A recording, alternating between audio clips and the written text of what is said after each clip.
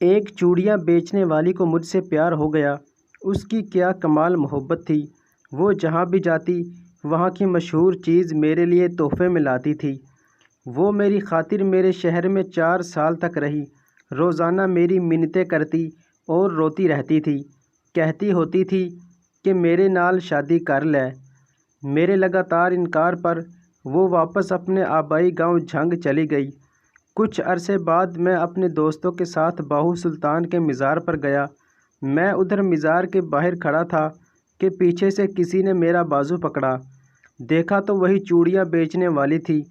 خوشی کے مارے وہ کہنے لگی کہ عاقب میری دعا رنگ لے آئی، تیرا دیدار ہو گیا، ساڈی عید ہو گئی۔ میں جب بھی دربار پر آتی تھی عاقب تجھے مانگتی تھی، اب تیرے لیے بیٹھی ہوں، شادی بھی نہیں کی۔ پھر اس کی آنکھوں میں آنسو آ گئے۔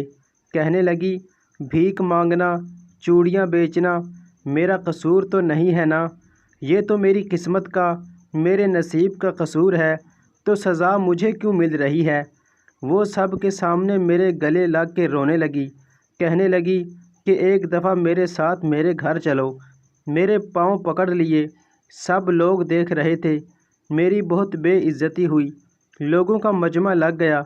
دوستوں نے بولا کہ چلو ایک دفعہ ہو آتے ہیں۔ میں نے ہاں کر دی تو وہ بھاگ کر گاڑی میں بیٹھ گئی۔ اس کا گھر 50 کلومیٹر دور تھا۔ سارے راستے وہ بہت خوش تھی۔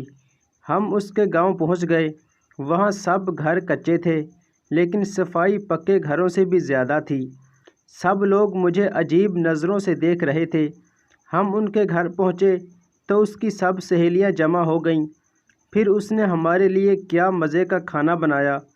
اس کے گھر والوں نے مجھے بتایا کہ یہ لڑکی تو سارا وقت تمہارے نام کی تسبیح کرتی رہتی ہے، اور پھر جب ہم واپس آنے لگے تو اس کی آنکھوں سے آنسو نہیں رک رہے تھے۔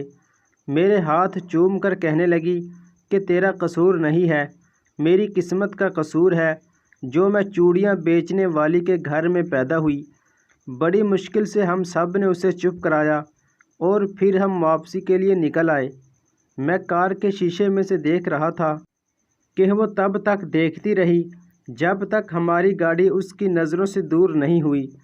وہ ہماری آخری ملاقات تھی۔ پھر ایک دن میرا اس سے ملنے کو دل کیا تو میں اس کے گاؤں چلا گیا۔